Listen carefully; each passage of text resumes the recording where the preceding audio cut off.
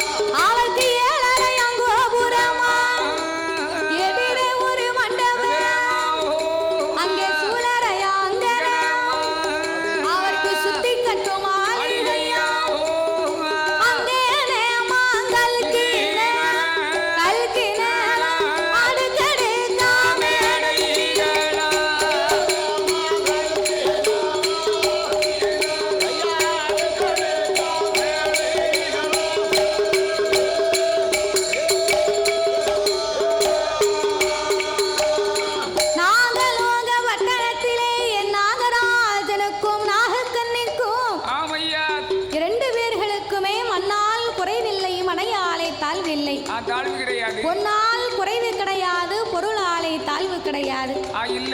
ஆடிருக்கு மாடிருக்கு அடுக்குமத்த வீடு இருக்கு, பால் பவுசு பாக்கியங்கள் சொத்து சுகம் காணி காட்சி நிலம் என்ன என்ன வேணுமோ எல்லா செல்வங்களுமே நிறைந்திருக்கிறது.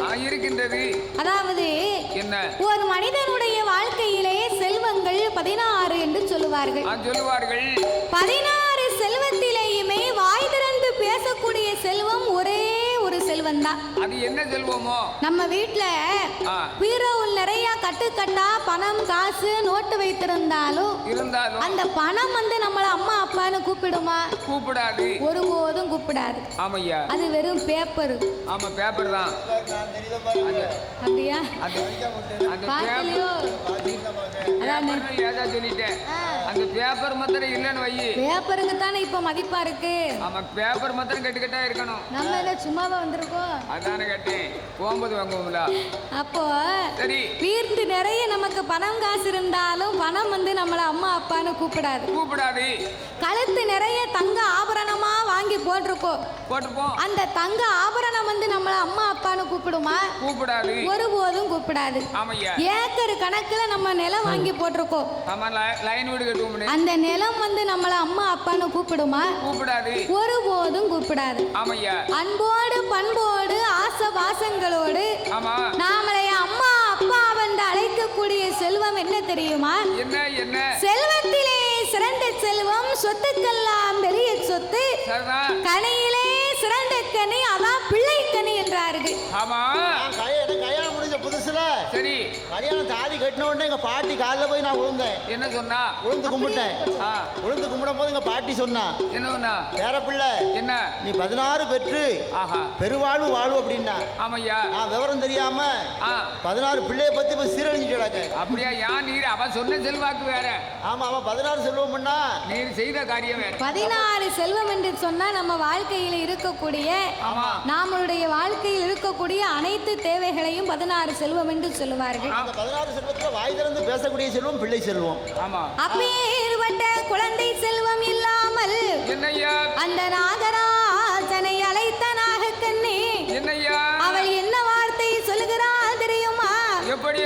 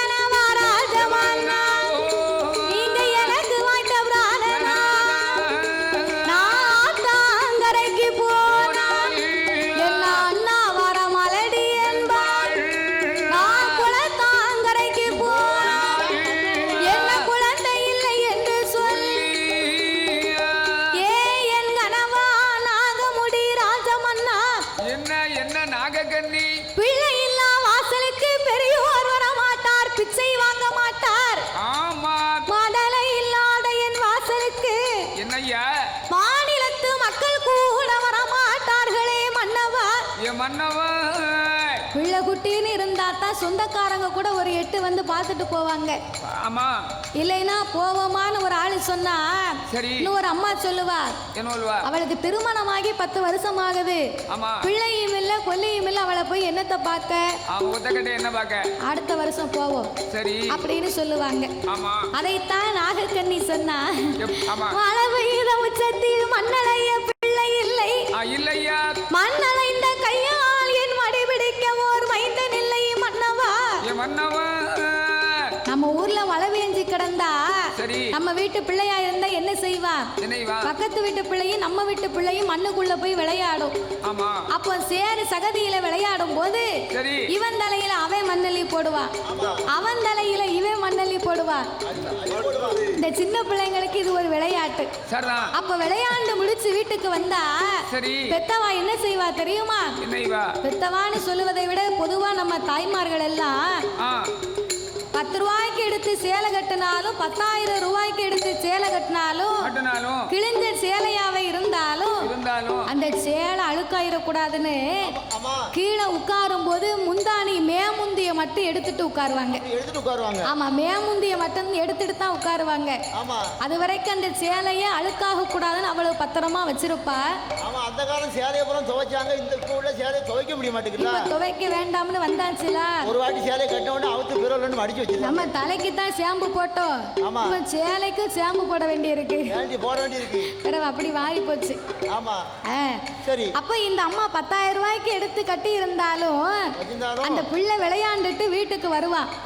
வரும்போது இந்த அம்மா அவ்வளவு நேரம் பத்திரமா வச்சிருப்பாள்ல, இந்த பிள்ளைய பார்த்த உடனே சரி சேலையோட விலையெல்லாம் மறந்து போகும். பட்டு சேலையோ கிழிஞ்ச சேலையோ மறந்து போகும். பிள்ளைய கண்ட உடனே மடியில தூக்கி வச்சு பிள்ளை முந்திய வச்சு முகமெல்லாம் தொடப்பா. எங்க ஐயா மண்ணாகிட்டு வந்துட்டியோ மூஞ்சி தொடப்பா. உன் துண்டை வச்சு தொடச்சேன்னு வச்சுக்க, அவர் முகமெல்லாம் பத்தன முடியாதான் இருக்கும். அதானே. அப்போ அதைத்தான் தாய் உள்ளம் என்று சொல்லுவார்கள். பிள்ளை எவ்வளவு அழுக்கா வந்தாலும் பெத்த தாய் வேண்டாம்னு ஒதுக்குவாளா, அந்த நேரத்துல சேலையை மறந்துடுவா, வேலையை மறந்துடுவா. அதைத்தான் நாகக்கண்ணி சொன்னா, மழை பெய்த உச்சத்தில் மண்ணலைய பிள்ளை இல்லை, மண்ணலைந்த கையால் என் மடிபிடிக்க மைந்தன் இல்லையே. கறிக்கரைக்கும் தேங்காயில கூட எம்மான்னு எனக்கு கையேந்த பிள்ளை இல்லையே மன்னவா என்று கண்கலங்கிய அந்த நாகக்கண்ணியானவள் இன்னும் என்ன வார்த்தை சொல்லுகிறாள் தெரியுமா? கண்ணு நல்ல புளியும் கண்ணு நல்ல புளியும் கவிரோடு கண்ணிலையும் கவிரோடு என்ன மன்னவா, கவிரோடு என்ன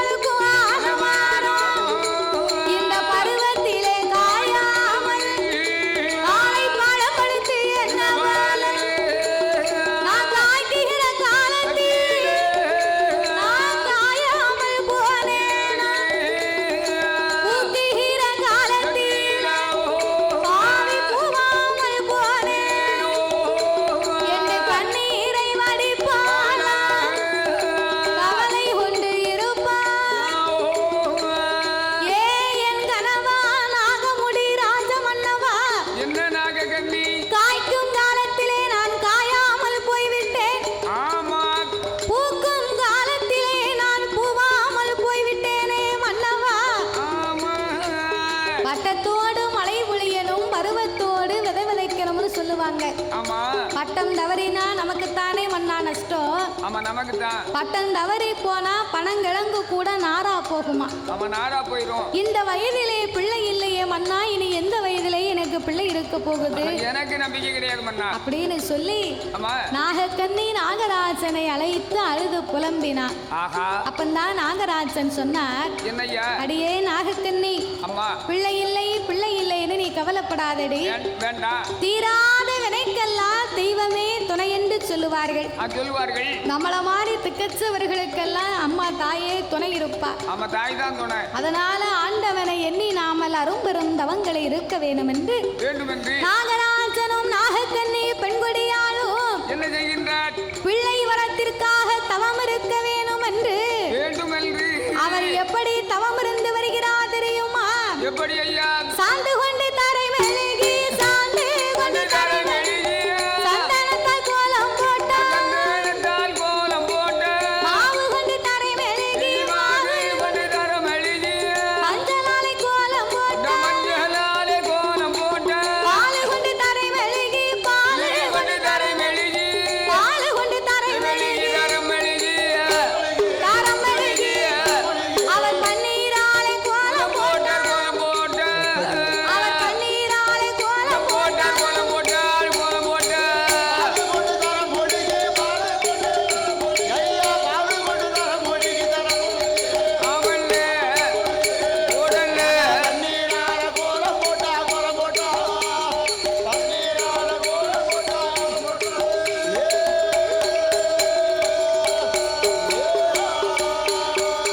அவர கோலம் போட்ட இடம் அதில ஒரு புறத்து வாழை இலை விரித்து அதிலே நாயகனை பிடித்து வைத்து அவர் அரணாளி நரமர அவர் தச்சனையும் தேங்கப்படும் நாகராஜனும் நாகக்கண்ணி பெண்கொடியாலும் தவச்சாலை அலங்காரம் செய்து ஆழ குழி அமைத்து 1000 முழம் கம்பத்தை நாட்டி கம்பத்திற்கு மேலே தகுந்த தவ பொருட்களை எடுத்து வைத்தார்கள். கடைசியாகவே கோழி முட்டை வைத்து ஒரு குண்டு ஊசியை நாட்டி ஊசி முனையின் மேல் நாகராஜனும் நாகக்கண்ணியும் நின்று கொண்டு தன்னுடைய நாவை ஊசியிலே ஊன்றி வாளை ஆகாய மார்க்கமாக நிறுத்திக் கொண்டு சிவனை எண்ணி தலைகீழாக நின்று தவம் இருந்து வருகிறார்கள். கஷ்டமான தவம். ஒரு நாள் தவம் இருந்தாரா? இல்லை. ஒரு வாரங்கள் தவம் இருந்தாரா? அதுவும் இல்லை. 12 வருடங்களாக உண்ணாமல் உறங்காமல் உடையவனை மறக்காமல் அன்னம் தண்ணி அருந்தாமல் ஆண்டவன் திருப்புகளை மறக்காமல் அரகரா சிவ சிவா அண்ணாமலை நாதா என் உண்ணாமலை பாதகா அநாதை ரட்சகா என் ஆபத்து குடையோனே ஈசா இறைவா வென்று இறைவனின் நாமங்களை உச்சரித்து 12 வருடமாக பகவானை எதிர்பார்த்தார்கள். சிவபெருமான் வரவே இல்லை. ஆண்டவன் ஏன் இன்னும் தவத்துக்கு மனம் இறங்கவில்லை என்று ஆண்டவனை எண்ணி அழுது புலம்பினார்கள். ஆண்டவனே பகவானே சம்போ சங்கர ஆண்டவனே பகவானே சம்போ சிவ சம்போ சங்கர அடியார் செய்யும் தவத்தை பாரு அடியார் செய்யும் தவத்தை பாரு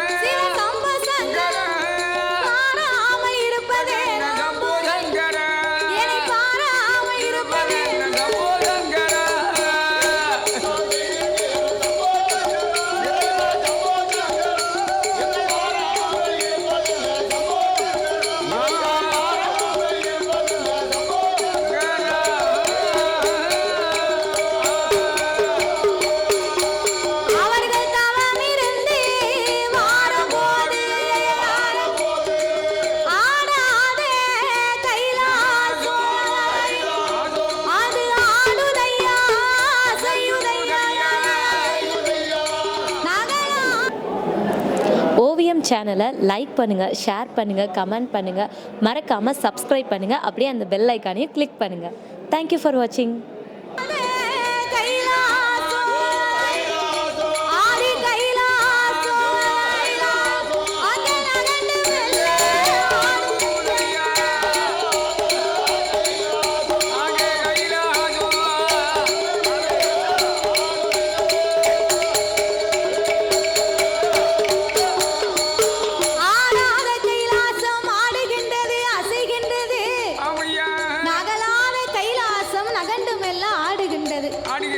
அப்பந்தான் ஏறிட்டு பார்த்தார் இறைவனாகிய பகவான்.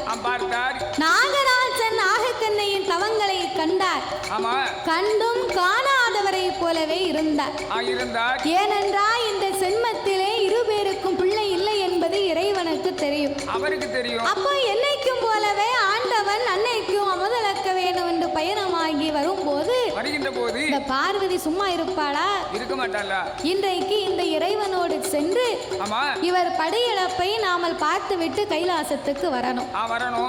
ஆண்டவா பரம்பொருளே, என்ன பார்வதி, இன்றைக்கு உங்களோடு வந்ததில்லை, இன்றைக்கு உங்களோடு நான் கண்டிப்பா வர வேண்டும் சுவாமி. இன்றைக்கு இல்லாத வார்த்தை நீ சொல்றியம்மா. எனக்கு நேரமே போக மாட்டுக்கு. அதனால உங்க கூட நானும் வாரேன். அப்படியா? அப்படின்னு சொன்ன உடனே சரி. அப்ப சிவன் சொன்னார், என்ன சொன்னார்? ஒரு நாளும் இல்லாத திருநாளாக இப்படி கேட்கிறிய அம்மா, உலகத்துக்கு உன்னை அழைத்து செல்வதிலே எந்த குறையுமே கிடையாது. அப்ப கூட்டிக் கொண்டு செல்லுங்கள். ஆனால் உலகத்தை ஒரு விதமாக படைத்திருக்கிறேன் பார்வதி. இந்த உலகத்திலே உள்ள மக்களை எல்லாம் பலவிதமாக படைத்திருக்கிறேன். ஒருவரை கூனாக படைத்திருப்பேன், இன்னும் ஒருவரை குருடாக படைத்திருப்பேன். கூன், குருடு, செவிடு, பேடு, நொண்டி, மூக்கரை. குழந்தை உள்ளவர்கள், குழந்தை இல்லாத பேர்கள். ஒரு ஆளுக்கு இந்த உலகத்திலே இல்லாத பெரிய வசதியை கொடுத்திருப்பேன். ஆனால் அங்குதான் ஒரு குழந்தை செல்வம் இருக்காது. இன்னும் ஒருவருக்கு குடிப்பதற்கு உப்பில்லா கூழ் இருக்காது பார்வதி. அவங்களுக்கு ஒரு கோட்டை பொட்டப்புள்ள கொடுத்திருப்பேன். ஒரு கோட்டனா எவ்வளவு? ஒரு கோட்டனா 21. அடேங்கப்பா, யாவமா இருக்க. ஆமா சரி. அந்த காலம் பூரா 21 25 வச்சிருக்காங்க. பைத்தியாரப்பே காணாது. அப்ப கோட்டை கணக்கு தானே. அவன் இந்த மாதிரி கட்டுப்பாடு கிடையாது, ஆஸ்பத்திரி கிடையாது. இல்ல, ஆண்டம் கொடுக்காம 24 பிள்ளை 23 பிள்ளை பெத்தாங்க. அந்த காலத்துல வந்து 1 2 3 அப்படிலாம் கணக்கு இல்ல. 5 10 15 20 21 வரைக்கும் பச்சு எடுத்தாங்க. அந்த பெத்தவ இருக்காளா? அவ நல்லா இருக்கா? சரியா இருக்கா? ஒத்தமட்டவ 21 வரைக்கும் ஏன் பெச்சு எடுத்தாங்களே. ஆனா இப்பந்தான் நம்ம நினைக்கிறோம் காசு பணத்தை சேர்க்கணும், நம்ம மண்ணு மனையை வாங்கணும் நம்ம நினைக்கிறோம். ஆனா அந்த காலத்துல வந்து அப்படி கிடையாது. அந்த காலத்துல 10 பிள்ளைகளை பெத்து வளர்த்து ஆளாக்கி அதை கட்டி கொடுத்து எனப்பந்தமா கூடி வாழணும்னு ஆசைப்பட்டாங்க. அந்த காலத்துல எல்லா வீட்லயுமே 15 பேர் 20 பேர் 30 பேர் ஒரே வீட்டுல இருப்பாங்க. சாப்பாடு பொங்கணும்னா பெரிய பானை வச்சிருப்பாங்க, விறகடுப்புல போட்டு அது பாருக்கு வேவும். இப்ப நம்ம வீட்டுல சோறு பொங்க பானை நம்பிட்டு ஆமா, அது இப்ப சோறு பொங்க ஆள் இல்ல. அவ டச் மொபைல் ஆர்டர் போட்டா வீட்டுல வந்து இறங்குது. இப்ப அளவெல்லாம் கிடையாது. அரிசி கைட்டு அள்ளி போடுவாங்க, 2 கை 3 கை அள்ளி போடுவாங்க. சாப்பாடே பொங்க வேண்டாமுங்க, செல்லுல ஆர்டர் போட்டா வீட்டுல கொண்டு வந்து கொடுக்காங்க. பிறவே ஆனா அப்போ அப்படி கிடையாது. அந்த காலத்துல முக்கிய அரிசியை பொங்கி சாப்பிட்டுட்டு காலையில பழைய சோறு சாப்பிடணும் தண்ணி ஊத்தி போட்டிருக்காங்க. இப்ப பழைய சோறை சாப்பிடணும்னு சொன்னா எனக்கு சுவர், எனக்கு பிளசர், எனக்கு ஒத்துக்கிடாது.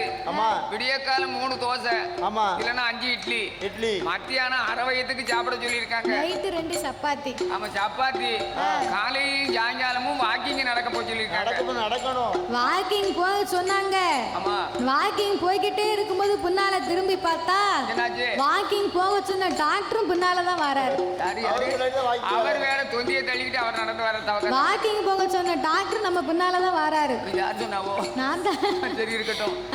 அவர்கிட்ட கேட்டா அது யாருன்னு கேட்டா சொல்லுவாங்க, அவர் தான் எனக்கு சுகருக்கு மாத்திரை எழுதி கொடுத்தாரு. அப்போ அந்த காலத்துல 21 பிள்ளை வரைக்கும் பெற்று எடுத்தாங்க. சரியா? ஆனா இப்போ அப்படி கிடையாது. எப்படி? 1க்கு 2 ஒவ்வொருத்தருக்கு 3. அதேதான். அதுக்கு மேல அளவு கிடையாது. அளவுட்டு இல்ல.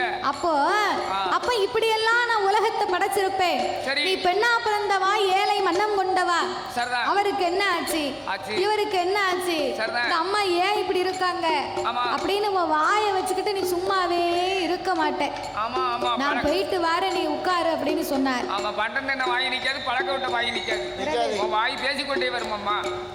அதனால பார்வதி நீ கையில இரு, ஆண்டவன் நான் போயிட்டு வரேன். கண்டிப்பா உங்க கூட நான் வருவேன் ஆண்டவா, ஒரு வார்த்தையுமே பேச மாட்டேன், நான் வாரேன்னா. அப்படின்னா நீ எனக்கு ஒரு சத்தியம் செய்து கொடுக்கணும். என்ன சத்தியம்? உங்க அண்ணன் இருக்காரு கோபால கண்ணன், அந்த கண்ணன் மீது சத்தியமா படியிழந்து முடிக்க வரைக்கும் வாயை திறக்க மாட்டேன், மறு வார்த்தை பேச மாட்டேன் அப்படின்னு ஆணையிட்டு கொடுத்த ஆண்டவன் கூட நீ வரலாம் அப்படின்னு சொன்ன உடனே பகவானும் பார்வதியும் புறப்பட்டு கண்ணன் மீது ஆணையிட்டு கொடுத்து வாப்பூட்டு சட்டங்களை வாங்கி பகவானும் பார்வதியும் படைத்த உலகமெல்லாம் படியிழந்து முடித்தார்கள். படியிழந்து முடித்த உடனே பார்வதிக்கு ரொம்ப நடந்து வந்த களைப்பு. நடந்து வந்த களைப்பை தீர்க்கணும்னா கொஞ்ச நேரம் இருந்து இளைப்பாறு விட்டு நம்ம கைலாசத்துக்கு போவோம் அப்படின்னு உடனே பார்வதி கண்ணு கட்டிய தூரத்திலே ஒரு ஆல விருட்சகத்தை கண்டா. ஓடி போய் மரத்துக்கு பக்கத்திலே உட்கார்ந்து கொண்டா. கீழே 10 ஆடு மாடு மேய்ந்து கொண்டிருந்தது. மரத்துக்கு மேல கட்டு கட்டு கட்டுன்னு சத்தமும் கேக்குது. அப்ப பார்வதி என்னமோ இது சத்தமா இருக்கேன்னு ஏறிட்டு பார்க்கும்போது மரத்துக்கு மேல இந்த ஆடு மாடு மேய்க்கக்கூடிய சின்னஞ்சிறிய பாலகன் முனிக்கொப்புல உட்கார்ந்து பாவி அடிக்கொப்பை வெட்டிக்கிட்டு இருக்கான். அடிக்கொப்புல உட்கார்ந்து முனிக்கொப்பை வெட்டுவாங்க பார்த்திருக்கோம். இவன் முனிக்கொப்புல உட்கார்ந்து அடிக்கொப்பை வெட்டினா என்ன ஆகும்? அவன் விடல, சில காரியம் படல. அவன் ஏறும்போது நம்ம ரொம்ப சங்கடப்பட்டோம், இறங்கும் போது படக்குன்னு கீழே வந்துடலாம் பத்தியா. அதுக்கு தான் முனிக்கொப்புல உட்கார்ந்து வெட்டிக்கிட்டு இருக்கான். அப்போ இந்த பாலகன் வெட்டி கொண்டிருக்க பார்வதி பார்த்தா, ஐயோ புத்தி இல்லாத பிள்ளை, அறிவில்லாத பாலகன் முனிக்கொப்புல உட்கார்ந்து இவன் அடிக்கொப்பை வெட்டிக்கிட்டு இருக்கிறான். இவன் கீழே விழுந்தா பெத்தவளுக்கு பிள்ளையா போய் சேர மாட்டான். தரையிலே விழுந்தா இவன் தவிடுபடியாகிருவா. இப்பவுமே அந்த பிள்ளைய போய் நீங்க காப்பாத்து உயிரை கொடுத்து கொண்டு வாங்க. ஏ பார்வதி, என் கூட வரும்போது நீ என்ன சொன்ன? வரும்போது பேசக்கூடாதுன்னு சொன்னீங்க. அப்ப சத்தியத்தை மீறி நடக்கலாமா? நடக்க கூடாது. நான் படியிழந்து முடிக்கு வரைக்கும் தான் பேச மாட்டோம்னு சொன்னேன். நல்லா கேட்டீங்களா? ஆமா. வேலையை முடிச்சாச்சு, பிள்ளைய போய் காப்பாத்துங்க. உடனே காப்பாத்துங்க அண்ணா. அப்போ சிவன் பார்த்தார். இதுவரைக்கும் இந்த பாதையா வந்திருக்கோம், போயிருக்கோம். இந்த ஆல மரமும் இல்ல, இந்த பையனும் இல்ல, இது என்னவா இருக்கும் அப்படின்னு யோசனை பண்ணி பார்த்தார். அப்ப ஞானத்தினால் பார்த்தபோது இது யாருடைய வேலை? ஆமா, கண்ணபிரானுடைய லீலையாக இந்த சூழ்ச்சியை ஏற்பாடு செய்தார். ஏன்னா பார்வதி அண்ணன் மீது ஆணையிட்டு கொடுத்தா பாருங்க, அவன் சத்தியத்தை பரிசோதிக்கத்தான் கண்ணை இப்படி ஒரு சூழ்ச்சியை ஏற்பாடு செய்தார். விளையாட்டு பண்ணுதாரு. இதை அறியாத பார்வதி பாலகனை காப்பாற்றணும்னு சொல்லுகிறார். சிவன் என்னால முடியாதென்றார். இந்த பிள்ளைய காப்பாத்தலனா உங்க பின்னால ஒரு அடி எடுத்து கூட வைக்க மாட்டேன், கூட வரமாட்டேன். அப்ப ஆண்டவன் சொன்னார், இதை நல்லா கவனமா கேட்கணும். நல்லா கேட்கணும், உங்களுக்கு பரிசு இருக்கு. ஆமா, இதுல ஒரு கேள்வி கேட்பேன். ஆமா, சரியான பதில் சொன்னா நீங்க சரியான ஆன்சர் சொன்னீங்கன்னா எங்க தாத்தா 100 ரூபாய் தருவார். ஆமா, 100 ரூபாய் தருவாரு. ஆமா, அவர் 200 ரூபாய் பாக்கெட்ல வச்சிருக்காரு. அப்ப இந்த பாலகனை பார்வதி காப்பாத்தணும்னு சொன்ன உடனே அப்ப சிவன் சொன்னார், சரி பார்வதி, நீ சொல்லுவதை போலவே அந்த பாலகனை நம்ம காப்பாத்தலாம். ஆனா ஒண்ணு, அவன் மரத்தில் இருந்து வெட்டு முடிந்து கீழே விழும்போது என்ன பத்தா அம்மான்னு சொல்லி விழுந்தா பார்வதி நீ போய் காப்பாத்து. என்ன பத்தா அம்மான்னு சொல்லி விழுந்தா ஆண்டவன் நான் போய் காப்பாத்துவேன். காப்பி ஆத்த வேண்டாம், காப்பாத்தணும் அப்படி சொல்லு. சரி அப்படின்னு 2 பேருமே பேசி முடித்தார்கள். பாலகன் வெட்டு முடிந்தான், கீழே வாரா. ஏ பாவி கீழே வாரானே. சரி. கொப்பு மேல பையன் கீழே, பையன் மேல கொப்பு கீழே. ஆமா கீழே. இவன் கரணம் போட்டு வந்தான் பாருங்க. ஆமையா. கீழே விழுந்தானே அவன் என்ன பத்தா அம்மான்னு சொல்லியிருக்கலாம். சொல்லலாம். இல்லைனா என்ன பத்தா அப்பான்னு சொல்லியிருக்கலாம். அதையாவது சொல்லலாம். அம்மா வேண்டும் சொல்லவில்லை, அப்பா வேண்டும் சொல்லவில்லை. அத்தனை விட்டு எத்தனை சொன்னா? அத்தனை விட்டு பாவி எதை சொன்னான்? என்ன சொன்னான்? யாருக்கு என்னதான் சொன்னான்? அவங்க மழை பெய்யுதுன்னு நாங்க வந்து உள்ள உட்கார்ந்துருக்கோம். எங்க கிட்டயா நீ கேள்வி கேட்க? மழை வெறிச்சது நாங்க வீட்டுக்கு போயிருவோம். ஓம்பாட்டுக்கு படி. அறியாத பிள்ளை கொப்பு ஒடிஞ்சு கீழே விழும்போது என்ன சொல்லி விழுந்திருப்பான்? அம்மானு சொல்லல, அப்பான்னு சொல்லல. அப்ப என்னதான் சொன்னா? விழுந்தா உன் வீட்டுக்காரியா போறா? அதான கேக்க. அப்ப என்ன சொல்லிதான் விழுந்திருப்பான்? யாருக்குமே தெரியல. அப்படின்னா நீங்க கவனமா கேட்கலன்னு அர்த்தம். இல்ல நீங்க யூடியூப்ல சரியா கவனிக்கல. ஆமா. நீங்களா சொன்னா நாங்க ரூபா தருவோம்.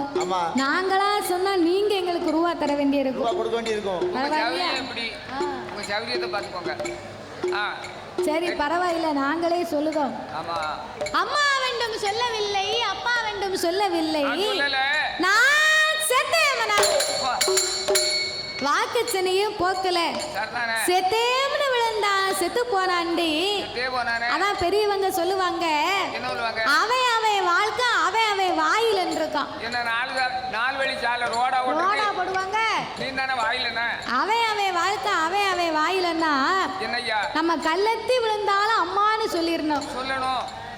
செத்தனேன்னா நமக்கு அதான் கிடைக்கும். நாம சொல்லக்கூடிய வார்த்தை வந்து பலிக்கும் ஐயா.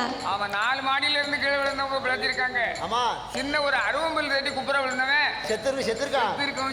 ஆமா. சரி. அதனால நம்ம எண்ணங்களும் நாம வாயில் வரக்கூடிய வார்த்தைகளும் நல்ல வார்த்தைகளாக இருக்க வேண்டும். எந்த வார்த்தையானாலும் நல்ல வார்த்தை. யாரும் யாரையும் பார்த்து சபிக்க கூடாது. ஆமா, பவிக்க கூடாது. எல்லாரையும் வாழ்த்துக்கள் தான் சொல்லணுமே தவிர யாரையும் சபிக்க கூடாது. ஆமையா. அப்ப இந்த பாலகன் செத்தேன்னு விழுந்த செத்து போறாண்டி வாயம் புண்ணால என்ற ஆண்டவனும் பார்வதியும் அந்த இடத்தை கடந்து விட்டு நாகலோக வழியாக நாதனும் பார்வதியும் நடந்து மெல்ல வருகிற வேளையில் என்ன நடக்குதான்? ஆதிபரா சக்தியாகப்பட்ட அந்த பார்வதா தேவி நாகராஜனும் நாகக்கண்ணையும் தவம் இருந்து வரக்கூடிய நேரத்திலே இவங்க 2 பேர் தவத்தை கண்டு பார்வதி ஏன் தவம் இருக்கிறார் ஆண்டவா, என்ன ஆச்சு அப்படின்ன உடனே 12 வருடமாக பிள்ளை இல்லை, அதனால் தவம் இருக்கிறார் அம்மா அப்படின்னு சொல்ல, அப்ப இந்த இறைவனாகப்பட்ட பகவான் இப்பொழுதே நீங்க 2 பேருக்கும் குழந்தை வரத்தை கொடுத்தா என்ன? ஏய் பார்வதி, குழந்தை வரம்னா சும்மா சக்கா புக்கா வியாபாரமா இல்ல மார்க்கெட்ல விற்க மாங்காவா படக்குன்னு வாங்கி கொடுக்க? பிள்ளை வராமனா அவங்க போன சென்ம பாவ புண்ணிய கணக்க பார்க்கணும். போன சென்ம கணக்க பார்த்தா தான் பிள்ளை இருக்கா பிள்ளை இல்லையான்னு என்னால சொல்ல முடியும். அப்படின்னு சொன்ன உடனே சீராக கணக்கெழுதும் சித்திர புத்திரன் ஐனாரை வரவழைத்து பார்த்தார்கள். அந்த கணக்கிலே நாகராஜனும் நாகக்கண்ணையும் அவள் போன வழி சென்மத்தில் நாகக்கண்ணி வெண்கொடி மருத்துவமாதான் 7-8 பிள்ளைகள் மருந்த கொடுத்திருக்காள், கருவக்கலைத்திருக்காள், ஒரு மருந்த கொடுத்திருக்காள், உருவக்கலைத்திருக்காள், கருவளித்த 2 பேரு கை குழந்தை கிடையாது. நாகராஜ மன்னவன் போன ஒரு சென்மத்தி வேதவனதான் 8 மாத சூழ்மான் அம்மாலை எழுதிருக்க அவன் உயிரமாய்த்திரு ஆளை கொண்ட தோசத்தால் மகளை ஒன்று கிடையாது. என்னால முடியாது, என்னால ஈஸ்வரிய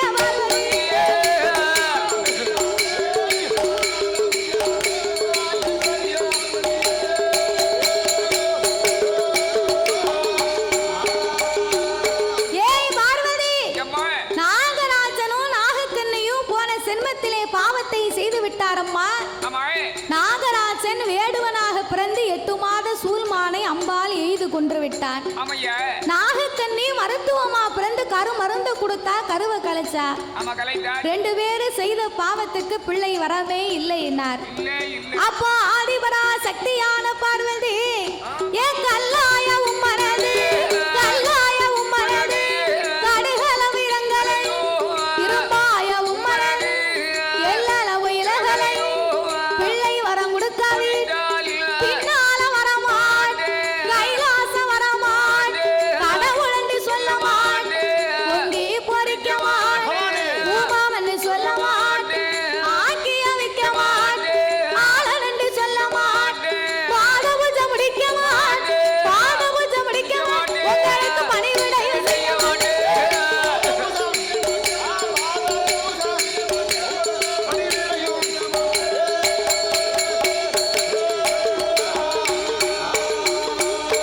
ஆண்டவா நீங்க மட்டும் இப்ப பிள்ளை வரம் கொடுக்கலேன்னு வைங்க கைலாச வரமாட்டே உங்களை கடவுள் என்று சொல்ல மாட்டேன் பாத பூஜை முடிக்க மாட்டேன் நான் பணிவிடையே செய்ய மாட்டேன் என்ன மாதிரி ஒரு பெண்ணும் தவம் இருக்க நான் பார்த்துட்டு வர முடியுமா?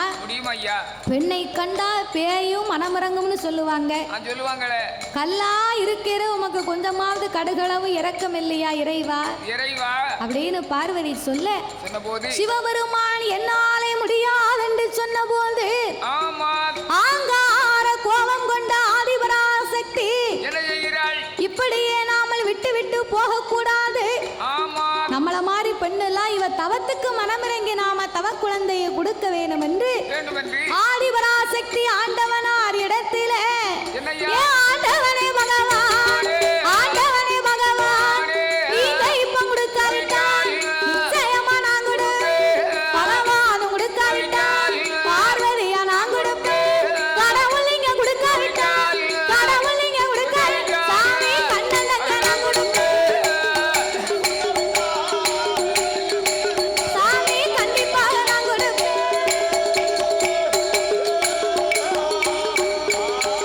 ஏ பார்வதியும் சொன்ன போது ஆண்டவன் ஏது சொல் ஏய் பார்வதி என்னை எதிர்த்து 2 பேருக்கும் குழந்தை வரம் கொடுக்கணும்னு சொன்னதனால பிள்ளை இல்லா 2 பேருக்கும் நீயே 8 பிள்ளையா பிறக்கணும் போ என்ற ஆண்டவே சாபத்தை கொடுத்தார்.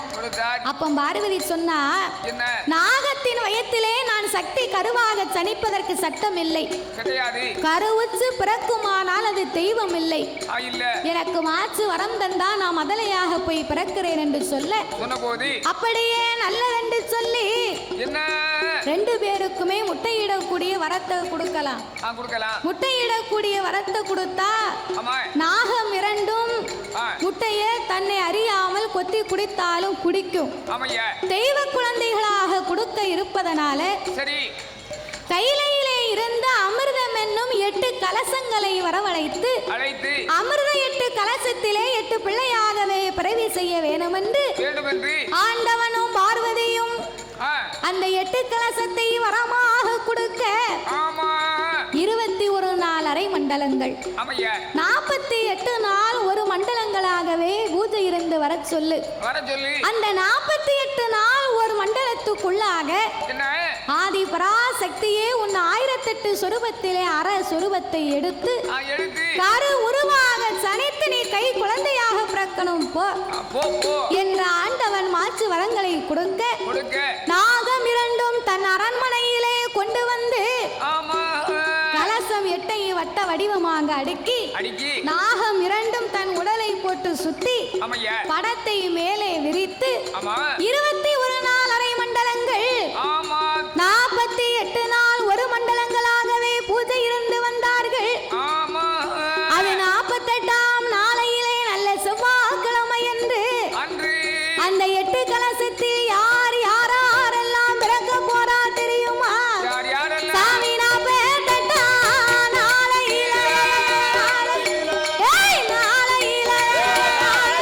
உனக்கு நல்ல செவ்வாய்க்கிழமை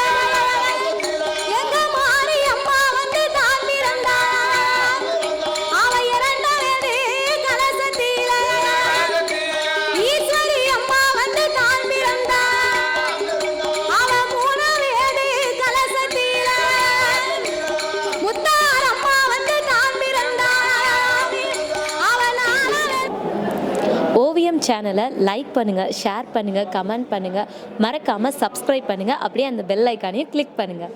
தேங்க்யூ ஃபார் வாட்சிங்.